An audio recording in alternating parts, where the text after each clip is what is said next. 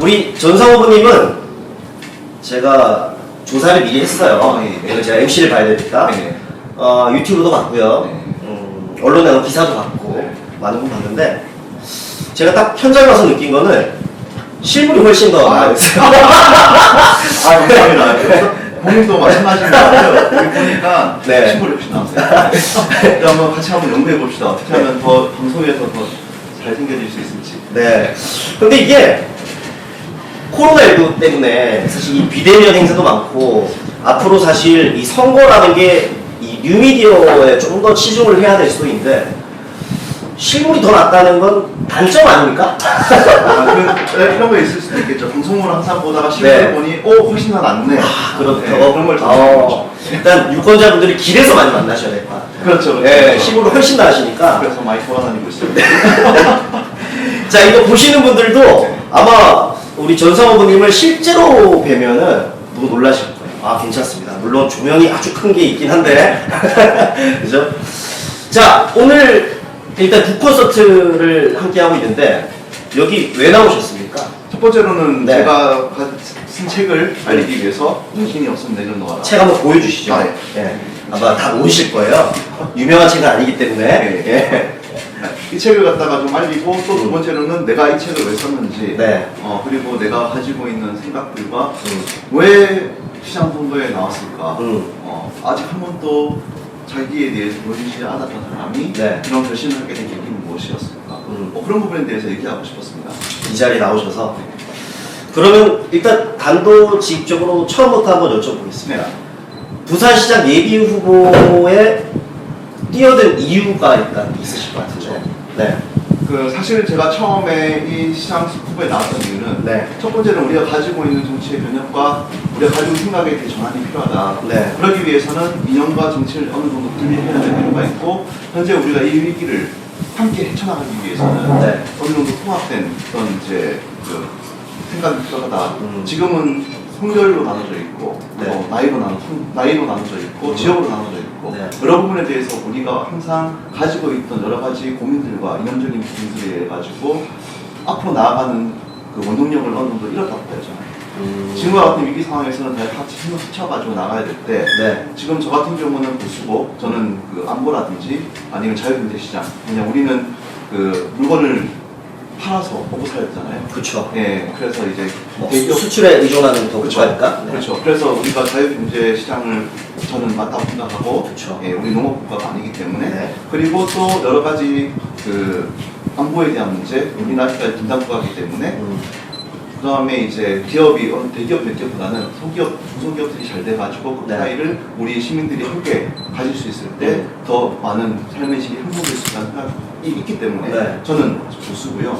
보수가 이번 총선 때 제가 지켜보니까 네. 그 30, 40대의 그 척추 라인이 많이 무너졌고 무너졌다는 게 정확하게 어떤 걸 의미하는지. 쉽게 말하면 이제 우리가 기존에 가지고 있었던 30, 40대의 기존 우리 보수 지지들 네. 많이 어떻게 보면은 타격을 많이 받았죠. 탄핵의 과정을 거치면서 조금 분열된 부분도 있었고 또 가지고 있는 그런 보수의 그 30, 40대의 표를 좀 그곳에서 많이 뺏겼다라고 쉽게 얘기할 수 있을까요? 그것도 포함되죠. 네. 그것도 포함되죠. 네. 근데 이제 자기가 만약에 내가 나가서 뭐 한 1년 전쯤만 해도 내가 보수라고 당당하게 말할 수 있었던 적이 아니었었죠. 네. 그런 정도로 그리고 20, 30대가 가지고 있는 그런 뭐 진정한 보수의 가치에 대해서 많이 알리고 어느 정도 우리가 보지 않으면 네. 밸런스가 무너진 상태에서 미래가 없을 것 같다. 이런 걸 갖다 많이 좀 바꾸고 또 새로운 보수 그 다음에 또 우리가 지금까지 그 보수를 지탱해온 또 보수 우리가 다 같이 힘을 합쳐가지고 이 위기 상황을 극복해보자. 그리고 이걸 통해 가지고 우리 부산도 바꾸고 우리 부산은 너무 정체되어 있지 않습니까? 지금까지. 그쵸. 네. 많이 늙었죠. 네. 조금 젊은 느낌이 사실 실내로 전출 인구가 많지 않습니까? 네. 그래서 사실 전입 인구가 많아야 되고 아까 말씀하신 대로 30, 40대가 먹고 살기 좋은 취업 잘 되는 그런 부산이 되어야 되는데 사실 가까운 예로 뭐 창원 울산으로 다 나가고 서울 수도권까지 나가고 이제 사실 부산에서 그냥 흔히 말하는 문과를 졸업해서 다 공무원 시험 준비하고 하거든요. 제 친구들만 봐도. 이 부분만 조금 해결이 먼저 되어야 될 것 같은데, 사실 지금 정부를 봐도 공무원을 많이 뽑는다고 또 이게 답이 아니거든요. 그렇죠. 네. 이 부분에 좀 어떻게 생각하십니까? 사실 공무원을 네. 선호한 이유는 전 충분히 이해합니다. 그렇죠. 안정적이고. 안정적이기 때문에. 근데 공무원들은 정말 다 훌륭하시지만 네. 이 생산성은 없어요. 그쵸. 뭔가 새로운 걸 만들거나 하는 측은 맞단 말이에요. 네. 근데 우리 부산 같은 경우는 뭔가 새로운 걸 만들어야 되는 곳이고 또 새롭게 발전돼야 되는 곳이기 때문에 네. 그런 부분에서 많이 안타까운 점이 있고요. 또 두 번째로는 우리가 이렇게 우리는 하드웨어가 잘 갖춰져 있어요. 하드웨어 어떤 예를 부분이죠? 들면 도로망이라든지 인터넷망이라든지 아니면 여러 가지 인프라. 인프라적인 부분은 우리 하드웨어 인프라가 잘 갖춰져 있는 도시의 부족한 게 뭐냐? 저는 소프트웨어라고 생각합니다. 아, 콘텐츠. 콘텐츠도 좀 부족해요. 마찬가지로 뭐 디자인이라든지 우리가 채워넣어야 될 것들을 지금 못 채워넣고 있었어요. 예를 들면 우리가 IP망이 있으면 인터넷 IP망이 있으면 이거 활용해서 어떤 것들을 할 수 있을지 그리고 우리가 만약에 잘 구성되어 있는 도로망이라든지 아니면은 그 공단을 갖다가 어떻게 활용할 것인지 건물만 채워졌다고 이게 활성화가 되는 게 아니거든요. 그렇죠. 그 안에 무엇이 들어갈지를 갖다가 우리가 생각을 해야 되고 또 이걸 사용하는 사람들 입장에 맞춰가지고 네. 예를 들면 청년 센터를 만들었다. 그럼 청년이 주도적으로 이걸 할 수 있는 콘텐츠와 정책을 만들어야 된다고 합니다. 자, 그러면 아까 말씀하신 대로 우리 후보님의 공약이기도 한데 데이터시티 얘기를 이제 꺼내면 딱 좋을 것 같은데 아까 그 부분과 좀 연관이 돼 있나요? 데이터시티. 그렇죠.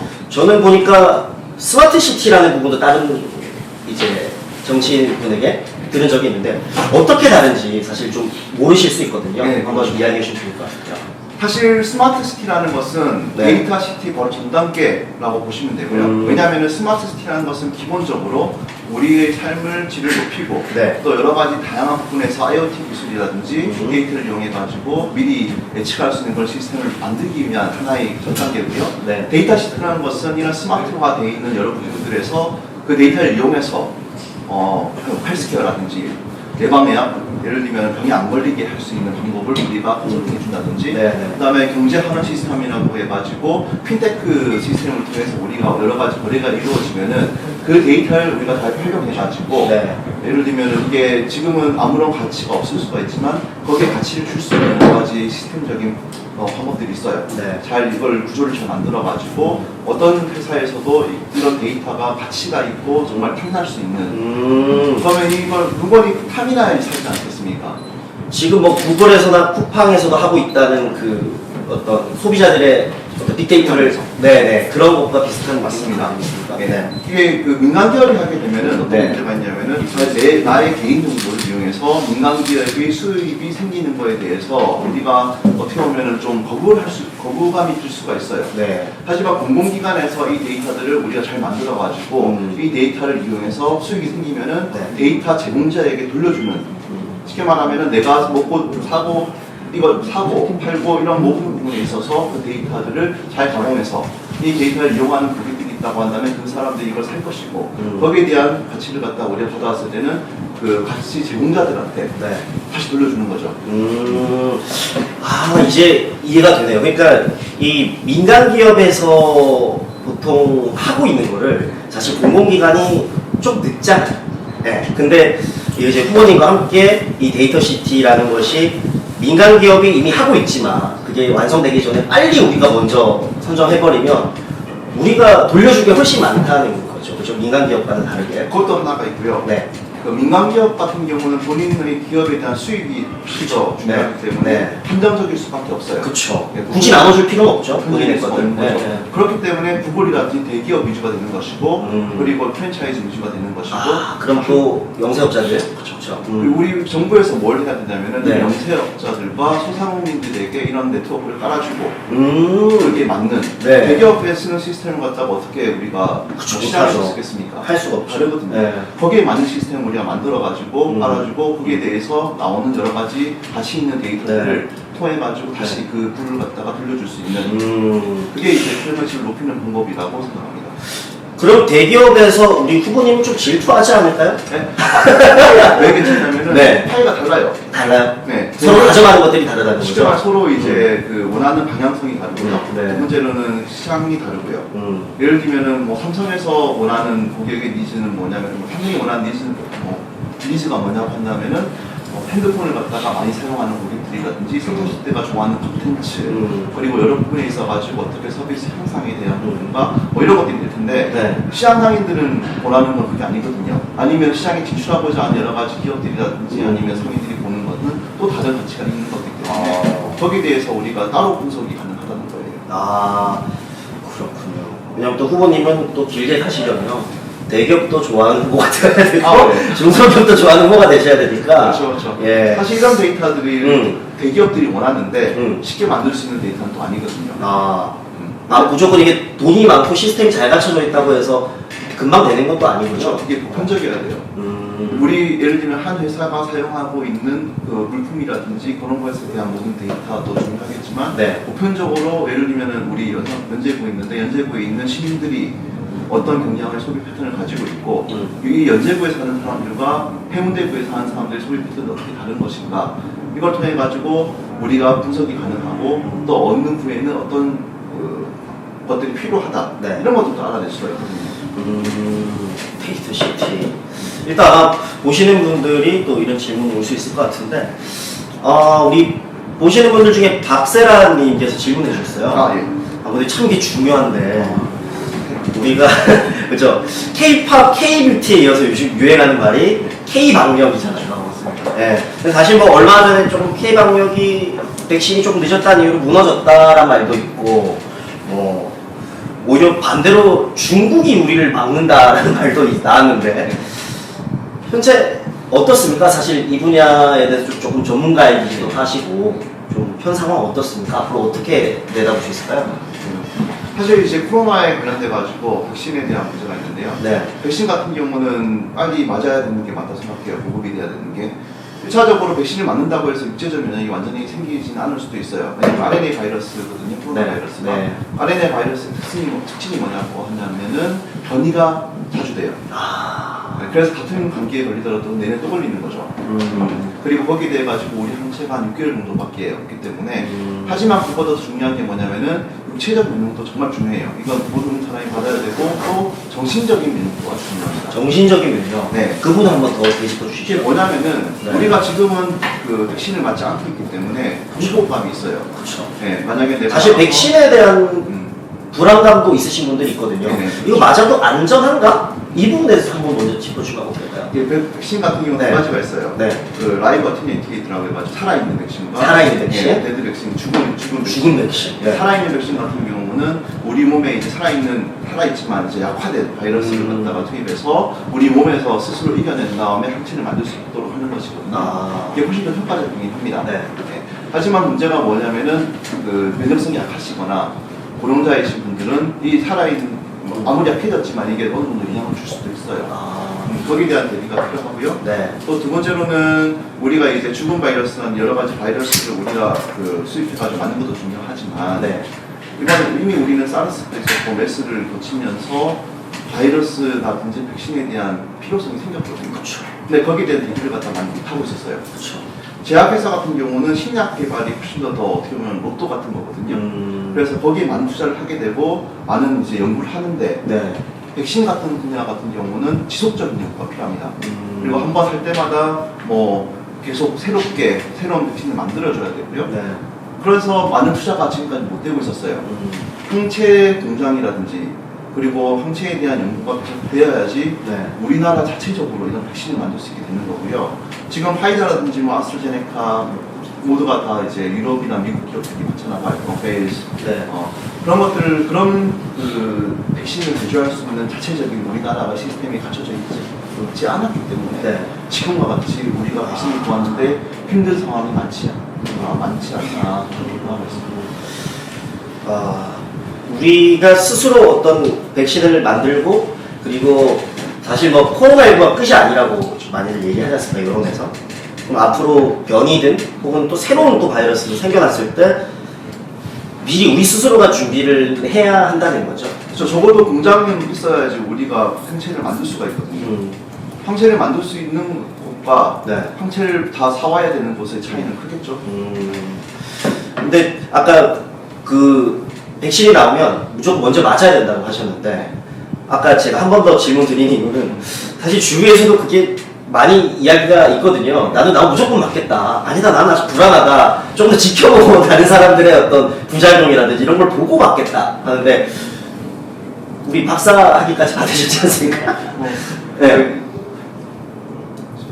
생각을 해보면은 네. 사실 면역성이라는 것은 다 맞아야지 효과가 생겨요. 아, 뭐 폴리오라든지 아니면 뭐 천연두, 네. 뭐 예전에 뭐 흑사병 이런 것들도 어떻게 보면은 그 전체적인 인구가 어느 정도 면역을 가졌을 때 전체 면역이 되거든요. 그래서 백신이 나오면은 맞는 게 좀 중요하고요. 또 맞음으로 인해 가지고 우리 사회에 가지고 있는 그 불안감이 해소가 좀 된다고 봐요. 그럼 이게 약간 의무화로 가도 이상하지 않겠습니까? 선별적으로 가야 되는 건지. 이게 네. 사실은 어렵죠? 어려워요. 네. 어려운데 왜 그러냐면 네. 우리가 가지고 있는 자유의지라는 것은 우리 추가해서 꼭 책임져야 될 부분입니다. 내가 억지로 맡기 싫은데 그걸 강제적으로 맡겼다는 것은 나의 자유의지를 반하는 거잖아요. 그렇죠. 그래서 국가는 어느 정도 거기에 대해서 인정을 하고 만약에 꼭 다 맞아야 된다고 한다면은 설득을 하는 과정이 필요해요. 조금 시간이 걸릴 수도 있겠지만 우리 국민이 이 백신에 대해서 안전성을 갖다가 우리가 충분히 검증했다는 것을 증명하고 믿을 수 있게끔. 그렇죠. 믿을 수 있게끔 그리고 최대한 많은 사람들이 맞을 수 있도록 하는 것이 정부가 해야 될 일이라고 생각합니다. 사실 이게 그렇죠. 어려워요. 이게 양쪽에 대해서. 우리 양종빈님께서 질문하셨어요. 정말 중요한 질문인데 나이가 어떻게 되세요?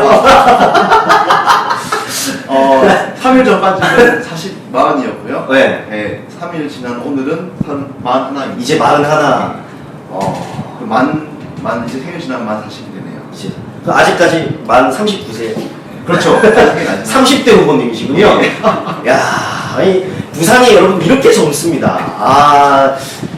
부산시장 후보에 30대 후보가 나온다는 게, 저 정말 뿌듯합니다. 네. 사실 우리 젊은 유권자들은 뭐 공약이라든지 뭐 거론 행보 이런 걸 다 떠나서 젊은 후보 괜찮잖아요. 네. 마크롱 같은. 그렇죠. 네. 마크롱 좋아하고 토니 블레어 좋아하고. 네. 우리 김현우님께서도 질문 주셨어요.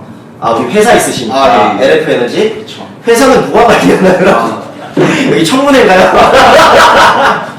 1차적으로 제가 네네. 그 LF에너지라는 회사가 원래는 네. 엔젤 투자를 했었어요.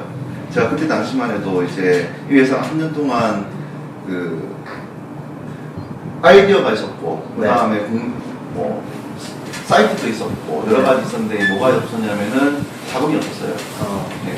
예를 들면은 이제 매립장에서 나오는 메탄가스를 태워서 이 메탄가스는 지금 이산화탄소의 25배 정도 지구온난화를 일으킵니다. 태워가지고 전기도 만들고 또 탄소 배출권을 유엔에서 받아가지고 매각을 하는 그런 사업 아이디어였는데 사실 메탄을 소각해가지고 탄소 배출권을 받는 방식은 방법론은 없었어요. 우리나라에서 전 세계적으로 처음이었거든요. 그러다 보니까 투자가 진행되지 못했고 거의 해체가 되기 직전에 제가 이 회사를 소개를 받아가지고 얘기하다가 이 사업은 꼭 필요한 사업이다. 처음이다 보니까 설레가 없어서 더 설레가 없어서. 믿질 못했군요. 그렇죠. 그렇기 때문에 대출도 못 받고 처음이란 게 잘 되면 좋지만 그 전까지 과정이 많죠. 그렇죠. 너무 힘들겠다. 그래서 제가 많이 고민하다가 그때 당시 제가 가지고 있는 모든 이거 돼야 된다 이런 사업들은 좋겠다 해서 제가 가지고 있는 모든 이제 빚을 다 끌어모아가지고 이 회사에 이제 사업을 시작할 수 있도록 시행비를 제가 투자해서 사실 이미 잘 그 모든 핵심적인 분들이 다 계셨기 때문에 지금 제가 열심히 시장 후보로 나와 있음에도 불구하고 우리 회사를 잘 끌어주고 계시고 뭐 결제라든지 아니면 중요한 부분은 제가 결정하지만 그래도 그 외적인 부분에 대해서는 잘 서포트는 해주고 계십니다. 맞아요. 감사합니다. 회사는 누가 관리하나요? 근데 궁금할 수 있어요. 대표이사라고 소개했는데 돌아다니시니까 워낙 많이 또 지금 어떻습니까? 얼마 전에 예비 후보 이제 신청을 해서 이제 막 며칠 안 됐잖아요. 등록을 하신지. 요즘 어떠세요? 많이 바쁘신가요? 어떠세요? 바쁘죠. 첫 번째로는 저는 현장에 네. 찾아가고 싶고 그 현장을 통해 가지고 문제를 해결해야 된다고 생각합니다. 네. 그러다 보니까 구석구석 우리가 가지고 왔던 문제점들을 네. 해결하는 것이 필요하고 네. 그리고 그러기 위해서는 찾아가고 네. 또 찾아가다 보면은 시간이 많이 소요되고 하는 부분은 분명히 있지만 네. 그 바꾼 게 더 좋은 것 같아요. 그래서 뭐 물론 모든 것을 우리가 종이로 볼 수 있고 인터넷으로 볼 수 있겠지만 네네. 직접 찾아가서 문제점을 해결하는 것은 내 경험에 통해 가지고 나오는 것이기 때문에 그래서 많이 바꾸고 있습니다. 최근에 그럼 방문하셨던 것 중에서 기억에 남는 거 혹시 있으십니까? 아, 많이 있죠. 네. 첫 번째로는 그 전통시장들을 많이 봤고요. 아, 시장에. 네. 근데 네. 이건 그냥 솔직한 질문입니다. 네. 잘 모르시잖아요, 부모님을. 아, 예, 예. 어떻게 대처하세요? 보통 그러니까 조금 TV에 많이 나오고 이런 분들이 가면은 아이고 왔나 할 수도 있고 아니면 싫어할 수도 있는데 애매할 거란 말이에요. 누구지? 약간 이런 마음에. 예. 둘 다 맞아요. 첫 네. 번째로는 누구지라고 하는 반응도 계시지만 그쵸. 네. 이제 젊어서 좋다. 아, 그런 분들 계세요? 그런 분도 많이 계시고요. 왜냐면 시장에 가시면 상인분들이 조금 연세가 있으시잖아요. 있으시죠. 아버지. 예, 맞습니다.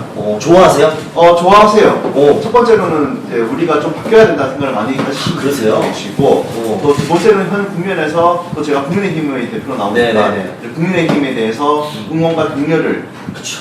많이 해주시고 또 그 다음에 이를 통해 가지고 본인들이 가지고 있던 여러 가지 생각들도 많이 전해주시고 많은 힘을 얻고 있습니다.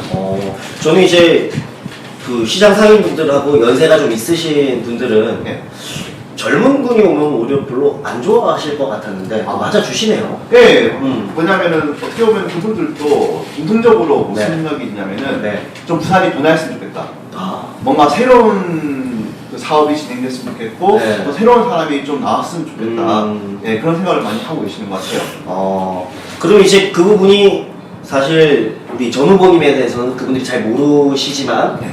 지금까지 잘 못 받고 왔기 때문에 이제 젊은 사람들이 좀 시선이 이렇게 바뀌는 시점이라고 봐도 되겠습니까? 지금까지 못 바꿔왔다는 것보다는 음. 지금 저희 이제 많은 부분에 있어가지고 많은 발전을 이루어왔고 그쵸. 거기에 대한 하드웨어가 어느 정도 붙여져 있고 네. 그런 부분에 대해서는 충분히 여러 가지 많은 일들을 해왔어요. 하지만 우리가 이제 21세기가 지나가고 2020년이 또 이제 1년이 지나갔고 또 새로운 산업에 대한 갈망이 있고 우리 부산이 정체되어 있다는 것을 공통적으로 느끼고 있기 때문에 네네. 이때는 새롭게 뭔가가 필요하지 않나 그 무엇인가에 대해서는 갈망과 욕구가 있는 거죠. 요즘 보면은 그런 게 있어요. 사실 많은 특히 좀 정치인분들 중에서도 공공기관에 계신 분들 중에서도 아무래도 세상이 너무 빨리 돌아가잖아요. 그렇죠. 사실 저만 해도 지금 10대, 20대 분들이랑 차이가 많이 나거든요. 많이 나죠. 네. 그런 관점에서 봤을 때 이미 세상이 너무 빨리 돌아가고 있기 때문에 조금 젊은 후보분들이 이제는 좀 많이 당선이 됐었으면 하는 개인적인 바람이 있거든요. 네네. 그런 부분을 아마 연세가 지긋하신 분들도 네. 몸소 느끼시고 있을 것 같아요. 네, 그런 점에서는 응원합니다. 네, 감사합니다. 우리 유정민님께서 네. 새해 복 많이 받으시라고. 감사합니다. 새해 복 많이 받으세요.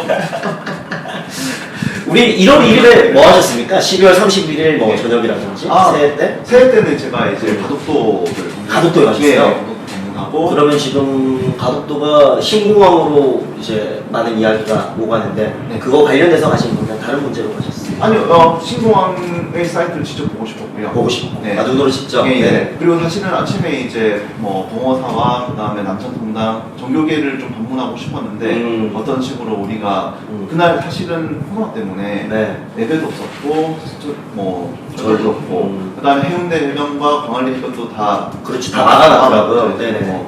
또 그리고 이제 그래도 다행히도 그 황령산 그 10시, 뭐 9시 이후에는 산책길이 열려가지고 황령산에 있는 네. 산 꼭대기에 올라가서 우리 부산의 전경을 한번 보고 또 그때 어떤 생각을 가졌냐고 하면은 거기 가면은 이제 중계기들이 있어요. 각 방송사에. 네. 그걸 하나로 좀 모으고 우리 부산에서 가장 높은 곳, 전 곳을 다 볼 수 있는 곳이니까 여기에 전망대 같은 거 있으면 어떨까라는 생각도 하고 네. 그리고 이제 그 역에서 올라올 수 있는 조그만한 굿빅 트램 융프라고 가면은 알프스 융프라고 가면은 조그만한 것들이 계속 오가고 있거든요. 네. 천천히 언제든지 내렸다가 탈 수 있는 그런 트램이 있어가지고 교통 문제도 해결하고 그 다음에 전망대를 활용해가지고 남산타워 같은 네. 그런 것이 우리 부산에 있다고 한다면은 해운대만 보고 관광객들이 가는 것이 아니고 네. 여러 가지 볼거리와 즐길거리, 느낄거리가 있음으로 인해서 우리 부산의 관광이 네. 활성화가 될 수 있지 않을까 그런 생각합니다. 사실 부산이 뭐 해양 도시부터 시작해서 관광 도시, 뭐 영화 도시, 뭐 야구 도시. 근데 뭐 하나가 딱히 뭐 이렇게 그게 없잖아요. 맞아요. 아 저는 뭔가 좀 이렇게 그죠. 특히 관광 쪽은 옛날부터 뭐 그 황금알을 낳는 산업이다 해서 마이스 산업부터 시작해서 참 많은 것들이 있는데 이게 뭔가 딱 안 터지는 느낌이 드는 건 왜일까요? 사실 첫 번째로는 네. 그 정부가 주관해서 하는 사업은 좀 한계가 있다고 봅니다. 아 그러세요. 그렇죠. 그럼 이 민간과 함께 그렇죠. 네. 그 어떻게 보면 행정적 지원과 네. 어느 정도 재정적인 그런 이제 인프라 같은 경우는 붙여주는 게 맞는데 네. 이 사업을 갖다가 하는 그 당사자들이 원하는 니즈를 갖다가 파악을 해줘야 되고 네. 그리고 거기에 맞게끔 우리가 그 행정적인 지원을 해주는 게 맞지 그 주도적으로 해서 나간다고 한다면 어떻게 보면은 그 소비자가 원하는 방향이 네. 아닐 수가 있어요.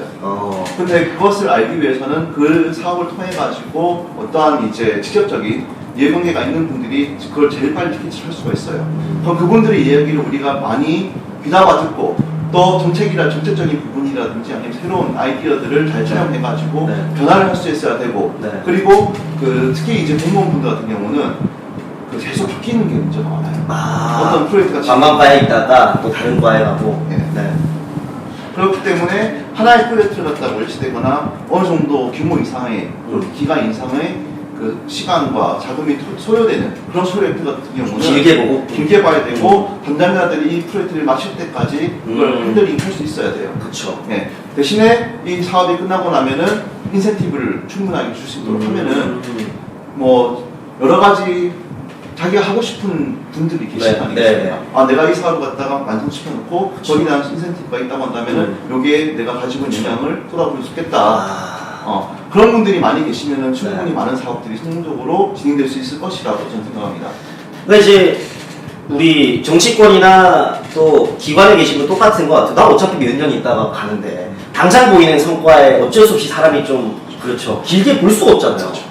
그런 부분을 이제 그런 부분에 이어서 우리 대통령도 중임제로 가야 되는데 미국처럼 좀 가야 되지 않을까요? 그래 길게 좀 가야 되는데 한 번 하니까 5년이 너무 짧지 않습니까? 전체를 다 들여다보고 조금 본인의 어떤 세계관, 철학을 실현시키기에는 너무 짧은 것 같아요.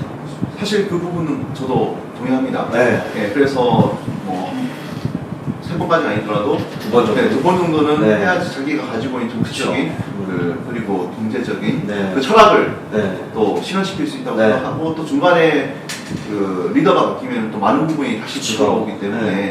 그걸 잘 고려해가지고 한번 좀 공론화가 돼서 토론이 되면 어떨까라는 생각을 가지고 있습니다.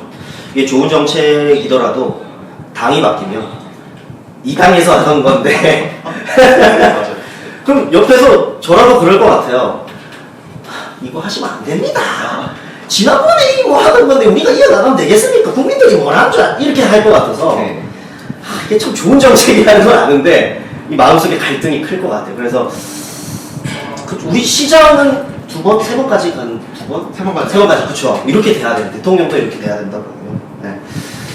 자 우리 김민희님 질문 한번 볼까요? 내려주시면은 네. 양종빈님 알겠습니다. 양종빈님께서 음성으로 질문이 있다고 합니다. 한번 들어볼까요?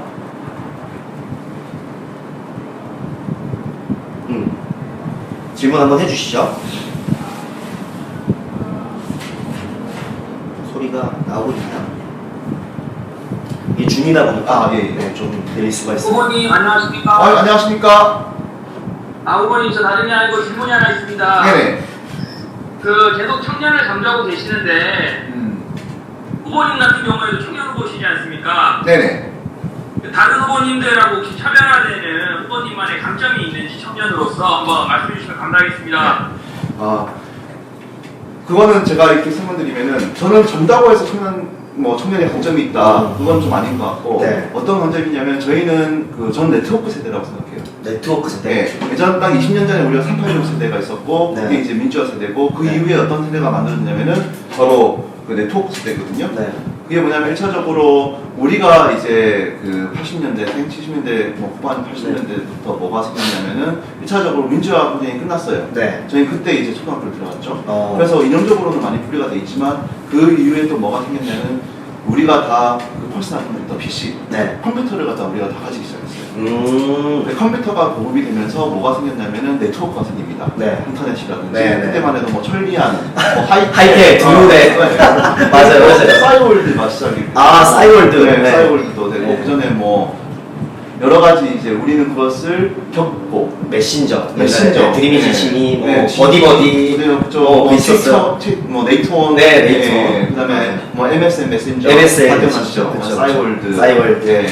그런 것들을 우리는 그 발전 과정을 겪어온 세대입니다. 그쵸. 젊어서 긍정이 있다기보다는 우리는 그런 이제 그 이념적인 부분과 벗어나가지고 이런 네트워크 세대 합리적으로 생각을 하고 새로운 부분에 대해서 빨리 받아들일 수 있고 그 원리를 이해할 수 있는 지금 이제 4차 산업이라고 하는 것은 그거에 밑바탕이 깔려있기 때문에 변화가 시작되는 거거든요. 그쵸. 소프트웨어, 특히 IT 분야에 대해서 우리가 데이터가 무엇인가 네. 거기에 대한 관념을 우리는 가지고 있어요. 네. 왜냐하면 우리가 지금까지 해온 것들이 다 데이터고 예를 들어 페이스북에 있는 내가 가지고 있는 여러 가지 생각들을 나열해놨던 것들도 어떻게 보면 하나의 또 데이터가 될 수 있는 거죠. 그래서 우리가 새로운 아이디어와 세상이 바뀌어 나가는 것을 빨리 적응할 수 있고 네. 예, 스마트폰 예를 들면은 스마트폰 같이 새로운 것이 나왔을 때 바로 사용이 가능하고 네. 그리고 이걸 통해 가지고 새로운 아이디어와 새로운 이제 콘텐츠를 만들 수 있고 그게 바로 소프트웨어적인 겁니다. 네. 우리 부산 같은 경우는 이런 소프트웨어적인 특히나 소프트웨어적인 부분이 많이 부족하기 때문에 네. 이걸 이해할 수 있는 사람들이 새롭게 어느 정도 디자인이 필요하고 채워넣을 수 있는 네. 그런 아이디어가 있어야 되기 때문에 이것을 이해할 수 있는 그리고 함께 발전을 해온 사람들이 그것을 해나가야 된다고 생각을 해요. 그게 제 청년도다. 그렇죠. 진짜 어떤 진짜 말 그대로 젊고 나이가 좀 어려서 청년도가 아니라 이런 걸 이미 인터넷 발달의 시작부터 함께 해왔고 자연스럽게 소통이 가능하고 또 이런 것도 함께 만들어 나가서 공감 능력도 있고 그죠? 거기 이제 또 함께 소프트웨어도 충분히 있으시니까 그죠? 좋은 질문이었던 것 같아요. 양종빈님 답변이 되었나요? 고맙습니다. 자 이번 김민희님께서 질문 주셨어요. 후보님 뇌과학 AI의 공통점과 전공을 부산시를 위해 어떻게 활용하실지 여쭤보고 싶습니다. 그렇죠. 우리가 흔히 뇌과학 AI 좀 너무 어렵잖아요. 그렇죠. 어렵게 느낄 수 있죠. 네, 근데 이제 이게 부산시의 정책, 우리 시장님의 어떤 그런 정책과 부산시와 관련이 있나? 그렇죠? 있죠. 어떻게 됩니까? 네. 왜냐면은 AI라는 게 뭐냐면은 네. 영어로 하면 뭐 Artificial Intelligence 그러니까 인공지능이잖아요. 인공지능. 네. 지능이 뭡니까? 우리가 생각하고 네. 그다음에 판단하고 네. 여러 가지 복합적인 네. 뇌와 관련돼 있죠. 이 인공지능이라는 것은 뇌를 연구함으로써 생겨난 어떻게 보면 하나의 파생 상품이에요. 그리고 산업이고 그렇기 때문에 뇌과학자들이랑 AI 과학자들과 아주 민첩하게 우리가 많은 일들을 하고 있고요. 네. 거기에 대해서 나오는 많은 이론들이 실제로 적용이 되고 있습니다. 어. 그래서 이제 또 한 가지 또 필요한 게 뭐냐면 뇌과학이라고 하는 것은 인간을 연구하는 거예요. 우리가 어떻게 기억하고 어떻게 판단하고 그리고 이거를 통해 가지고 미래의 어떤 산업이 만들어질 수 있는가 그것까지도 우리가 네. 할 수가 있고 또 뇌와 관련된 여러 가지 질환들 치매, 우울증, 공황장애, 네. 그다음에 분열증 다 이게 지금 현대인들이 많이 겪고 있는 그렇죠. 부분이네요. 우리 현대인들은 너무나 많은 자극을 통해 살고 있습니다. 그렇죠, 네. 맞아요. 우리가 원래 사는 수명이 사실 60 정도였어요. 그렇죠. 옛날에 그래서 60대면 한가 단치했잖아요. 그렇죠. 지금 오래 살았다. 네, 그렇죠. 네, 지금 한가 단치하는 수면은 요즘 5~2년 정도, 70 정도에도 안 하는 데도 많고. 그렇죠. 네. 우리가 지금 진화적으로 살아갔던 것보다 네. 더 오래 살기 때문에 네. 우리의 진화가 아주 못 따라오고 있는 경우가 많아요. 특히 뇌 같은 경우는 그 발전 속도가 훨씬 더 느린 편이거든요. 워낙 복잡하기 때문에. 네. 그래서 너무나 많은 자극들 속에서 우리가 살면서 뇌 질환들이 많이 생기고 있는데 네. 이런 것들을 우리가 파악하고 이겨나가기 위해서는 뇌과학이 필요합니다. 네. 서울 같은 경우는 뇌과학과들이 있는 대학들이 많이 있어요. 그리고 영국 같은 경우는 거의 대부분의 대학들이 다 있고 엄청나게 많은 투자가 그쵸. 이루어지고 있습니다. 네. 미국, 중국, 영국, 유럽 다 되고 있는데 우리나라 같은 경우는 제1도시임에도 불구하고 네. 부산에 내과학과가 없어요. 아, 가르칠 수 있는 사람도 없고 배울 것도 없고 뭐 내과학이 뭐지라고 생각하잖아요. 네. 영국에서는 브레인 UK라고 해가지고 네. 내과학에 대한 연구가 이미 10년 전부터 아. 되고 세계적인 이번 노벨 수상자도 나왔죠. 노벨 수상자 내과학자가 나왔고요. 네. 그 일본 같은 경우도 아주 활발하게 내과학을 연구하고 있고요. 우리가 지금 많이 뒤떨어져 있기 때문에 네. 이 뇌과학에 관련되어 있는 여러 가지 분야와 빅데이터 AI에 관련되어 있는 여러 가지 분야에 대한 배울 수 있는 곳, 가르칠 수 있는 곳, 그리고 네. 산업들이 우리 부산에 빨리 들어와야지 우리가 뒤처지지 않는다. 이미 많이 뒤처져 있지만 따라잡아야 된다. 그런 생각이 있습니다. 후보님 말씀 듣고 나니까 지금 말씀하셨던 대로 자극이 많고 또 어떻게 하다 보니 또 다들 오래 살고 계시고 훨씬 더 그렇게 하는데 세상은 빠르게 흘러가는데 이제 우리를 새로운 의학 분야에서 우리를 다뤄야 하는데 아직 그게 뒤처진다는 거죠, 그죠? 저 새로운 그 화학 분야죠. 네. 그리고 이게 산업이 또 충분히 가능한 게 뭐냐면은 네. 예를 들면은 그 엑소스켈레톤이라고 해가지고 장애인분들 이제 걷기 힘든 분들도 많이 계시고 한데 네. 이게 뇌에 있는 뇌파랑 연결해가지고 우리가 손을 움직이고 싶을 때 자동으로 손을 움직일 수 있도록 해주는 그런 기술들이 뇌과학을 통해 가지고 많이 상용화가 이제 한 5년 안에 좀 될 거라고 보고 있습니다. 와, 그렇게 되면 진짜 편을 그렇죠. 네. 걷지 못하는 분들이 네. 걸을 수가 있게 되고 우리가 지금 보고 있는 것도 사실은 우리가 이게 뇌에서 다 새롭게 프로세싱 하는 거예요. 사실 우리가 상이 맺히면은 네. 세상이 거꾸로 보는 게 맞거든요. 아. 그런 정기적인 자극들을 갖다 우리가 뇌에서 다시 재구성해가지고 우리가 지금 보고 있는 거예요. 그래서 평강이라든지 막 이런 것들이 많이 보죠. 우리 보면은 뭐 움직이는 것 같이 보이고 하는 것들도 네, 네. 그 뇌신경세포들이 우리한테 주는 그 이미지를 갖다가 우리가 보다 보니 그런 문제점들이 생기는 거거든요. 그럼 볼 수 없는 사람들도 네. 볼 수 있게 되고 듣지 못하는 사실 사람들도 모든 듣게 되고. 우리가 풀기 어려웠던 문제들이 다 뇌에 관련이 있었거든요. 그렇죠. 우리가 만약에 뇌를 빼고 생각하면은 다른 동물들과 다를 바가 없어요. 옛날 우리 심장만 중요하게 생각했는데 네. 이제는 뇌다. 그렇죠. 그렇죠. 모든 생물들은 같은 심장과 같은 폐와 같은 그 기관들을 가지고 있지만 네네. 다른 부분이 바로 뇌입니다. 인간이 인간이. 다른 동물들과는 그렇죠. 그렇죠. 그게 우리가 흔히 얘기하는 생각하는 동물이라는 게 뇌가 뇌가 더 발달돼 있는 그렇죠. 동물들인 거죠. 그래서 뇌과학이 중요한 네. 거예요.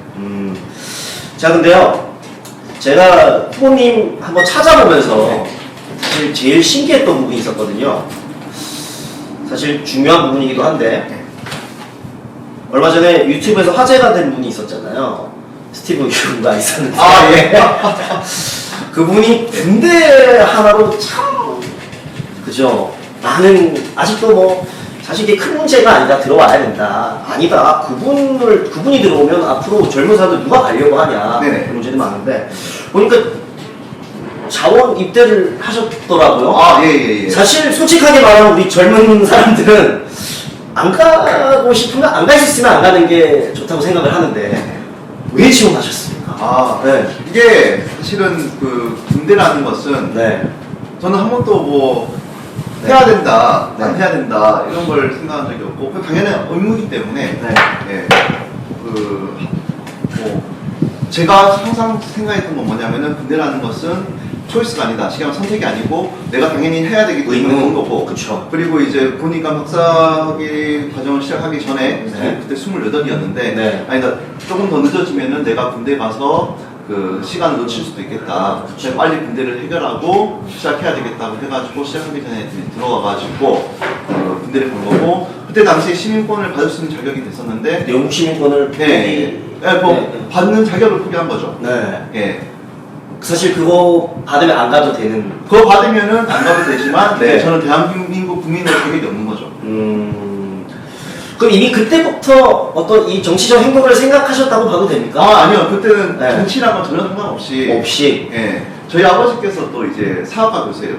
네, 그러다 보니까 네. 역사에 대해서 항상 저한테 말씀해 주신 게 뭐냐면 네. 너가 한국 사람으로서 살 거면 국방에 대한 의무는 무조건 선택이 아니다. 네가 영국에 계속 있을 너가 거면 영국 상관없지만 상관없다. 네. 근데 한국인으로서는 꼭 이제 의무는 다 하는 게 맞다. 아. 그렇게 저는 어렸을 때부터 거의 세네 번다씩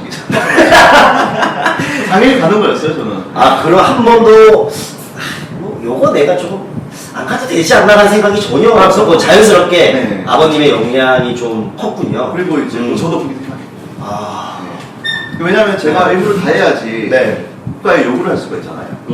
내가 의무도 안 하고 뭐 국가한테 이거 해달라 저거 해달라 한다면은 그거 어떻게 보면은 그 활용치 않았다고 생각이 들었어요. 사실 기득권 중에서는 그런 분들이 좀 많잖아요. 뭐 다른 분들은 잘 모르겠고 저는 그렇게 생각했습니다. 네. 아무래도 저는 감히 말씀드리지만 우리 후보님이 앞으로 길게 보셨을 때 아주 큰 이 자산이 되지 않을까. 네. 왜냐면 사실 우리 문재인 대통령님도 그 군대 때 그 사진 한 장이 되게 저는 그 표에 엄청난 힘이 됐을 거라 보거든요.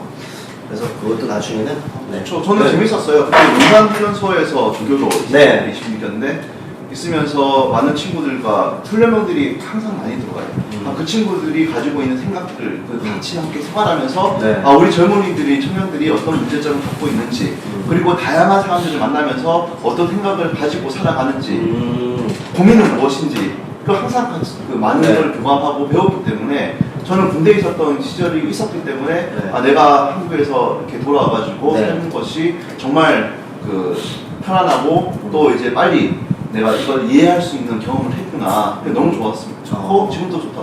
뭐 한 번 더 가라고 하면 뭐 안 갈 수도 있겠지만 두 번은 네, 두 번은 힘들고요. 나왔어요. 자 그러면 일단 우리 여기 화면 보고 계신 분들 네네네 우리 비디오를 다 조금씩 켜주시면 좋을 것 같습니다. 비디오 화면을 좀 켜주시고요. 휴대폰으로 지금 줌 들어와 계신 분들은 왼쪽 아래인가요? 왼쪽 아래 보시면 비디오 활성화라는 게 있습니다. 여러분 화면 한번 켜주시고요. 얼굴 보면서 저희 인사 한번 나누는 것도 좋을 것 같습니다. 네, 비디오를 상황상 못 켜시는 분들은 어쩔 수 없고요. 켜주실 수 있으면 함께 비디오 활성화 하셔서 인사 한번 나눌까요? 손 흔들면서 안녕하세요. 보고 계시죠?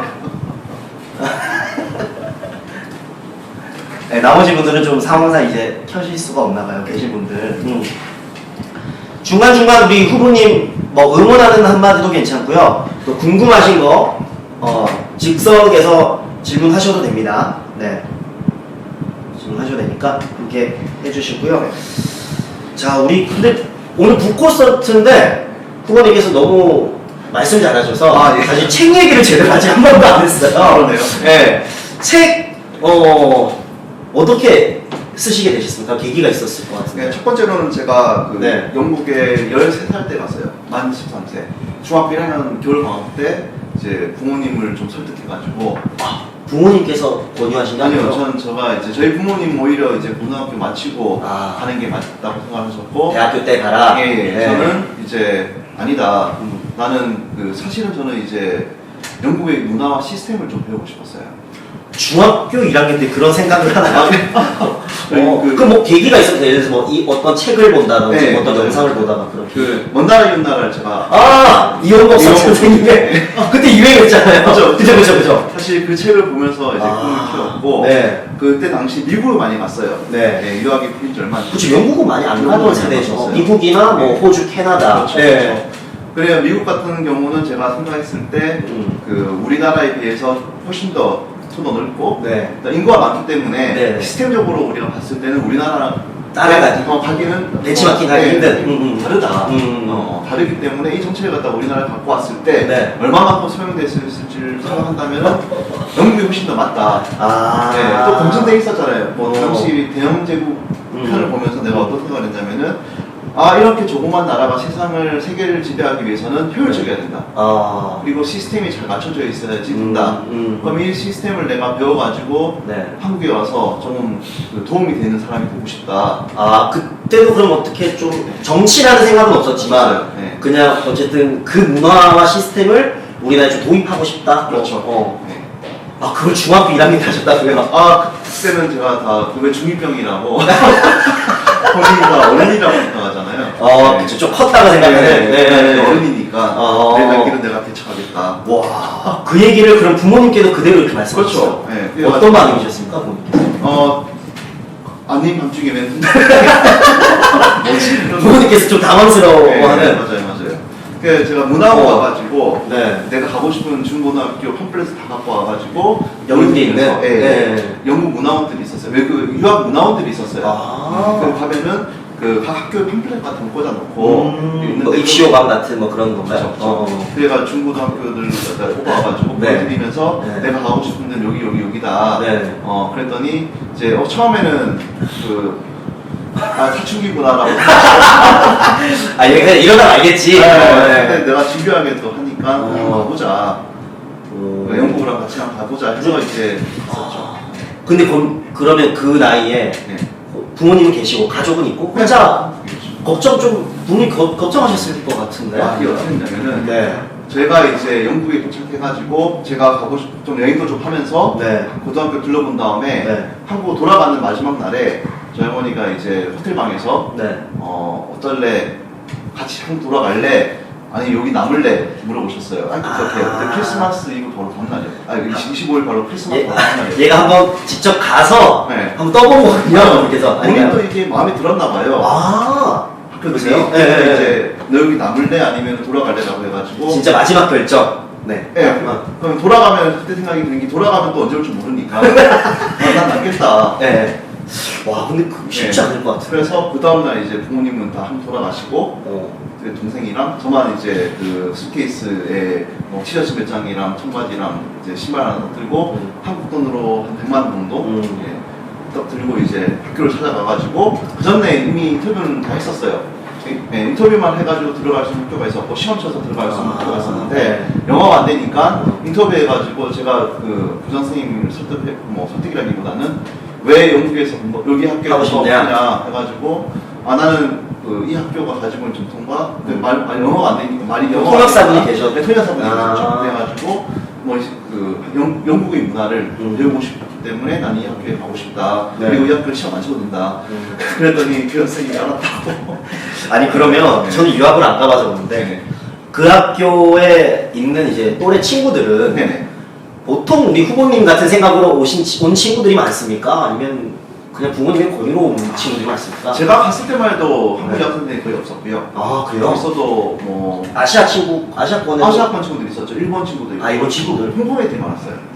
근데 당시만 해도 이제 홍콩이 중국의 친구들이었기 때문에 그때 물론 이제 많은 사람들이 외국 사람들이 많았죠. 한국 친구가 거의 거의 없었어요. 영어 많이 늘었겠네요. 네, 근데 처음에는 이제 처음에는 제가 영어가 안 되니까 우리도 보면은 말이 통하는 사람 친구랑 얘기하고 말이 안 통하는 뭐 한국 어디 있는지도 몰라요. 한국 그때 당시만 해도 어디서 온지도 모르는 동양이랑 잘 안 어울리잖아요. 그러니까 처음에는 항상 이제 혼자 외톨이 생활하다가 그렇죠, 그렇겠다. 소수민족으로서의 이제 서름을 좀 받았다가 소수민족. 그 어떻게 하면 이 친구가 친해질까? 보니까 럭비를 잘하는 애들이 인기가 많더라고요. 럭비. 그래서 죽어라 이제 럭비를 했죠. 넘어져도 안 아픈 척 일어나고 열심히 하니까 이제 그 인정을 받기 시작했어요. 친구들 사이에서. 그래서 럭비 대표팀에 들게 되고 그러면서 이제 친구들이 처음에 뭐 그 과정 속에서 처음에 맨날 혼자 먹는데 애들이 여기 와서 같이 먹자. 결국 이제 해가지고 어쨌든 비언어적인 활동을 진행했군요. 많이 안 타요. 몸으로 이제 세웠죠. 그렇죠. 그러니까 이제 영어를 배우게 되고 말이 좀 어느 정도 통하니까 이제 친구가 생기게 되고 그렇게 이제 그 영국에서 생활을 시작했어요. 제가 중간에 조금 질문이 하나 있었어요. 아까 박세라님 의견 하나 볼까요? 저는 5, 6도 사는데 5, 6도 트램이 꼭 필요한 것 같아요 라고 하셨어요. 아까 트램 안 그래도 중간에 한번 말씀하셨는데 보통 이제 트램이라고 하면은 큰 트램을 갖다 얘기하는데 사실 이제 그 소규모 그리고 그 지역의 특성에 맞는 그런 이제 트램이 만들어진다고 한다면은 어떤 식으로 교통 상황을 갖다가 우리가 잘 판단해가지고 필요한 구역에 왜냐하면 트램 같은 경우는 큰 문이 없어도 충분히 만들 수가 있고 자동으로 운항이 가능하기 때문에 그런 부분을 갖다 활용하는 것은 좋은 생각이라고 생각합니다. 트램. 그럼 질문을 한 가지만 더 볼까? 다 맞는지? 밑에 있나요? 이름은 없는데요. 우리 책을 읽은 시청자입니다. 책 내용 중에 사립학교 사교육에 대한 챕터가 있는데 현재 우리나라 공교육이 많이 무너졌는데 해당 부분 관련해서 여쭙고 싶습니다 라고 하셨습니다. 사실 뭐 사교육이 다 하고 있잖아요. 그렇죠. 뭐 인강부터 시작해서 과외, 학원 또 솔직히 부모님들 입장에서는 불안하니까 또 안 보낼 수도 없고 근데 또 좀 좋게 말하면 그게 하나의 문화가 돼버렸거든요. 학교 마치면 친구들이 다 이 학원에서 노는데 안 갈 수도 없고. 네. 저도 아이 키우는 입장에서 네. 제 초등학교 3학년 1학년이거든요. 3학년 1명, 1학년 1명. 예, 그래서 충분히 공감하고요. 예. 이런 걸 하면 교육 관계자분들 별로 안 좋아할 수도 있어요. 네. 영국이라는 나라는 어떻게 보면은 경쟁의 교육이에요. 경쟁. 우리나라보다 더 심한 거예요. 그러니까 학생들끼리 경쟁보다 학교들 간의 경쟁이 심해요. 좀 다른 문화군요, 네. 우리나라. 그래서 이제 네. 학교들이 예를 들면은 다 순위가 다 돼 있고요. 그 학교들이 순위를 갖다가 초중고 다 순위가 있어요. 대학교처럼. 네. 그래서 학교가 얼마나 그 학교에 있는 교장 선생님이든 선생님들이 어떻게 평가받냐면은 자기가 재임하는 동안에 그 학교가 얼마만큼의 성과를 냈는지에 대해서 평가를 받아요. 그리고 종합교 공교육이 같은 경우는 네. 영국에서 제일 공부를 잘하는 학교들은 다 공립학교들이에요. 사립학교가 아니고. 우리나라는 반대. 네. 우리는 오히려 사립학교들이 더 신경을 많이 쓰잖아요. 네, 뭐 사립학교 같은 경우는 전통이나 명문 이런 걸 갖다가 뭐 이튼이라든지 바로라든지 뭐 저희 학교도 마찬가지고 그런 건 있는데 그렇다고 공부를 썩 막 최고로 잘하거나 그러진 않아요. 또 다른 부분이군요. 네. 오히려 이제 공립학교들이 나오는 아이들 중에서 순위가 제일 높고요. 그 순위 따지고 봤을 때 그리고 공립학교 같은 경우는 시스템 자체가 어떻게 보면 사교육이 거의 필요가 없어요. 안 해요 잘. 아이들이. 학교에서 워낙 잘 가르친다고 보면 될까요? 뭐 그런 것도 있지만 1차적으로 그 커리큘럼이라든지 선생님들이 네. 더 잘하고 싶은 경쟁적인 문화가 있거든요. 이해가 내가 됐습니다. 예를 들면 내가 네. 뭐 적어도 내가 저 학교에 있는 선생님이니까 그 학생들한테 열심히 가르치는 거예요. 그냥 가르친다가 아니라 네. 오히려 우리나라로 치면 일타 강사들? 네. 그렇죠. 네. 본인의 어떤 그분들이 서로 잘해야 살아남고 연봉이 올라가는 것처럼 그렇죠. 그만큼 이제 또 인센티브도 받고요. 공교육이 있네요. 그래서 오히려 이제 정말 뛰어난 교장 선생님이나 선생님들은 네네. 좀 안 좋은 학교를 가는 걸 선호해요. 본인이 성과를 더 쉽게 냈어. 그렇죠. 수 있으니까. 티가 많이 나니까. 그렇죠. 또 그렇군요. 뒤에 이제 성공이 됐을 네네. 때 또 어느 정도 거기에 대한 인센티브도 있기 때문에 오. 그런 식으로 사실 경쟁이라는 게 꼭 음. 저는 민주주의 사회에서 꼭 필요하다고 생각해요. 그쵸. 어느 정도는. 네. 그렇다고 해가지고 아이들을 갖다가 경쟁 구도로 만들어가지고 개개인이 경쟁을 시켜가지고 치열하게 살아남게 하는 것보다는 그 시스템적으로 경쟁을 갖다가 만들어가지고 학교들끼리 경쟁을 하게 만들고 또 그 선생님들이 열의를 가질 수 있도록. 선생님들이 열의를 가져가지고 교육을 잘 할 수 있도록 하게 된다면은 학생들의 성취도는 자연적으로 올라가지 않을까. 그쵸. 그리고 사교육도 충분한 없었고. 그렇죠. 충분한 또 운동할 수 있는 여건이 있어가지고 아이들이 운동도 하고 그쵸. 공부도 하고 학교에 예를 들면은 사교육을 갖다 하는 시간이 줄어들면 그만큼 다른 걸 할 수 있는 시간이 늘어나는 거예요. 네네. 실제로 이제 영국 대표 저랑 같이 대표 선수했던 친구들 중에서는 네. 뭐 의대 간 친구도 있고요, 네. 뭐 홍대 간 친구도 있고요, 미대 간 친구들도 있어요. 그래가지고 뭐 영국 전체 우리나라에서는 사실 말이 안 되는 그 영국 18세 미만 청소년 네. 럭비 대표 선수했던 친구도 항상 같이 수업 들을 걔는 철학과를 갔어요. 네. 그러니까 그 에리트 운동이라고 하더라도 네. 꼭 운동만 한다기보다는 운동과 교육의 경험에 대해서 우리가 인성을 또 만들어 나가야 되고 그렇죠. 그거는 운동선수든 아니든 상관없이 거기에 대한 기회는 공평하게 주어져야 된다. 네. 그리고 공부라는 것은 내가 그 아이들, 학생들이 그 경쟁을 통해가지고 나아가야 되는 부분보다는 물론 자기가 더 잘하고 싶어 하면 더 잘할 수는 있겠죠. 네. 하지만 시스템적으로 우리가 더 그 레벨을 갖다 끌어올려서 더 높은 교육을 갖다가 할 수 있는 여건을 만들어주면은 거기에 대해 가지고 학생들은 선택적으로 내가 하고 싶은 공부를 할 수 있게끔 네. 그리고 그 교육을 통해 가지고 내가 알고 싶은 걸 배울 수 있게끔 해주는 게 그래서 그 미래 교육이지 않을까 생각합니다. 이 부분에 들어가면 저도 사실 이 엘리트 체육에 대해서 사실 할 얘기가 너무 많은데 네, 또 시간이 없기 때문에 또 우리가 다음으로 조금 미루고요. 혹시 오늘 접속하신 분들 중에서 마지막으로 질문 하나 하실 분 계시면 손 한번 들어주시면 되겠. 손 들어주셨어요. 한번 화면 켜주실까요? 음성도 함께 켜주시면 고맙겠습니다.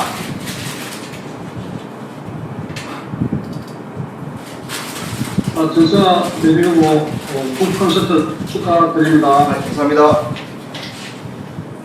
네, 궁금한 것은요. 네. 미국에서 20년간 공부를 많이 해오셨는데 현재 세상이 4차 산업 구조로 엄청나게 빠르게 변하고 있습니다.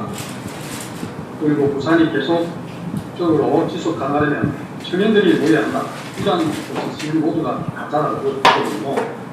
특별하게 영국에서 배운 부산의 미래 청사진 어떻게 되었으면 좋겠다 생각을 합니다. 궁금합니다.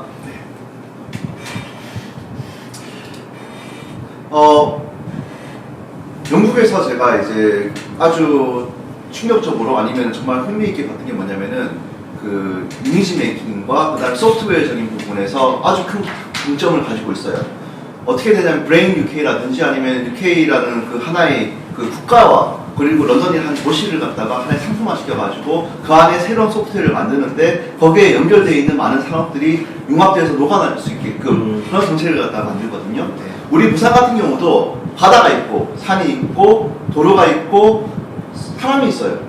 이 모든 것들을 하나로 융합시켜가지고 새로운 산업을 갖다 만들 때 각기 개별적으로 만드는 게 아니고 전체가 어울려질 수 있는 하나의 그런 이제 컨텐츠를 우리가 개발하고 또 예를 들면 제가 한 공약 중에 하나가 이제 뷰티인 부산. 뷰티.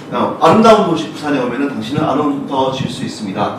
큰 사업 같은 경우 하나의 큰 공장이지만 이런 뷰티 산업 같은 경우는 헤어, 네일 아트, 타투 여러 가지 우리가 아름다움과 관련되어 있는 모든 산업들을 아카데미라든지 아니면 배울 수 있는 공간, 우리가 일할 수 있는 공간, 그 다음에 사용할 수 있는 공간 그걸 통해 가지고 우리가 이 산업을 발전시켰을 때는 각 가게, 그 개인이 가지고 있는 각 가게와 상점들이 잘 되고 그게 바로 우리 시민들이 그러니까 한 사업이 잘 되면 건축가라든지 아니면 건설과 관련된 산업이라든지 뭐 해양대에 있는 관련된 사업만 발전하는 게 아니라 우리 부산 시민이 살고 있는 이 시민들이 삶이 더 나아질 수 있는 그래서 마이크로한 그러니까 거시적인 게 아닌 마이크로 미세적인 그런 산업들을 갖다가 우리가 발굴하고 그 컨텐츠를 통해서 많은 사람들한테 이익을 줄 수 있게 되는 그런 부산이 되야 된다고 생각하고 데이터 시티는 그 이제 중요한 부분 중에 하나가 될 겁니다.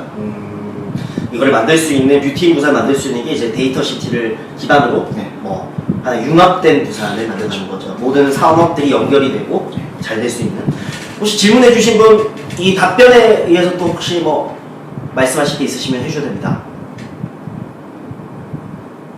다른 답변보다도요. 네. 젊은 청년들 앞으로 미래를 이끌고 갈 수 있는 이 자산들을 위해서 청년 후보로서 하고 싶은 말이 있으면 한마디 더 해주면 좋겠습니다.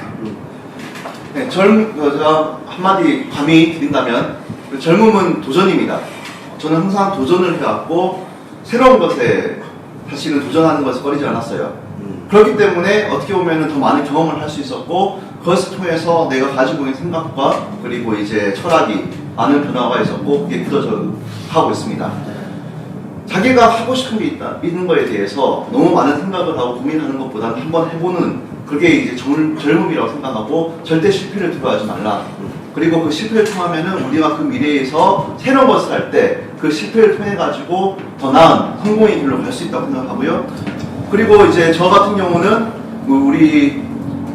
제가 이렇게 이제 40밖에 안 된 사람이 시장 후보로 나온다는데 다음에 있을 우리 그 지방 선거라든지 총선에서 나도 제가 시장 나오면 나도 나올 수 있지 않겠나 그런 생각을 가지고 젊은 분들이 많이 그 정치든 경제든 산업이든 뛰어들어가지고 자기가 할 수 있는 그런 역량을 펼쳐야 된다고 생각합니다.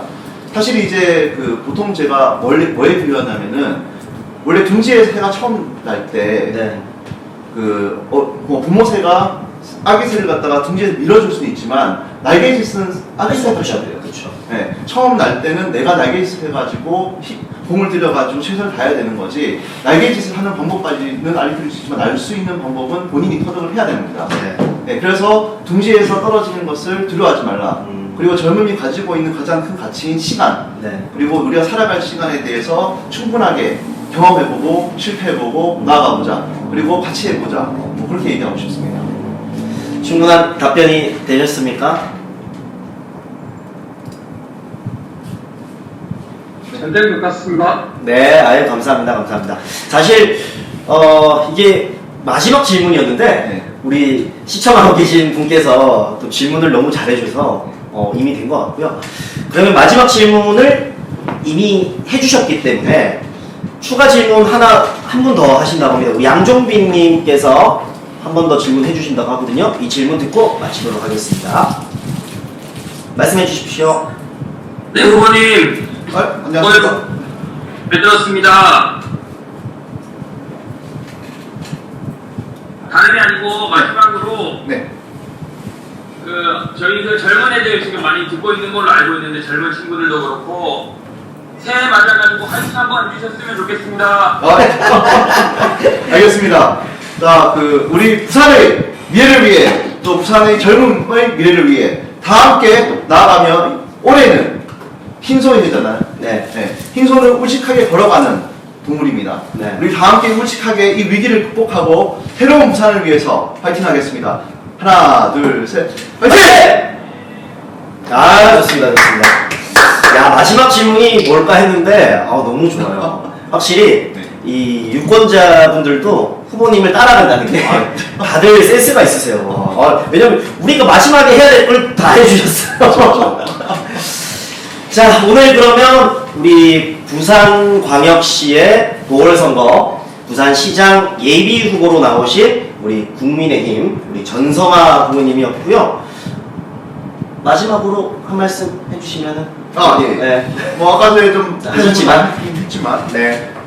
사실 이제 혹시 못 따라 하시면 네, 있으시까? 네. 사실 제가 하고 싶은 말이 뭐냐면은 지금 저희가 가지고 있는 위기를 극복하기 위해서는 네. 서로가 우리가 함께 힘을 합쳐야 됩니다. 네. 그래서 지금까지 가지고 있는 여러 가지 우리가 생각과 그리고 경제가 다 바뀔 것이기 때문에 이 위기를 정말 잘 극복해야 되고, 또 위기는 기회다. 그렇죠.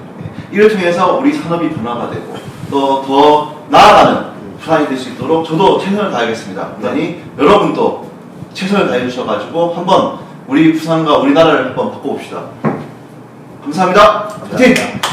자, 그러면 우리 전성아 후보님이 끝까지 나아갈 수 있도록 여러분께서도 함께 응원해 주시고요. 또 많은 분들께도 이런 젊은 후보가 있다. 부산광역시 다시 젊어질 수 있다. 할 수 있도록 여러분께서 주위 분들에도 많이 알려주시고 끝까지 함께 걸어가 주시면 좋을 것 같습니다. 우리 함께 인사 이렇게 하면서 네. 마무리 할까요? 네. 후보님? 네. 오늘 어땠습니까? 좋았습니다. 좋았어요? 방금 더 하고 싶네요. 저도 뭐 오늘 후보님과 너무 좀 잘 맞아서 사실 2시간 정도 더 해야 되는데 좀 많이 아쉬움이 남지만 다음 또 북콘서트가 또 있을 예정이기 때문에 여러분께서 다음에는 또 더 발전된 생각으로 후보님과 함께 찾아뵙도록 하겠습니다. 오늘 아무쪼록 1시간 넘게 이 자리에 지켜주신 많은 분께 다시 한번 감사의 말씀 전하고요. 끝까지 우리 후보님도 화이팅 네, 하실 열심히 거죠? 최선을 다하겠습니다. 네, 그럼 함께 인사드리겠습니다. 함께 해주신 여러분 고맙습니다. 감사합니다.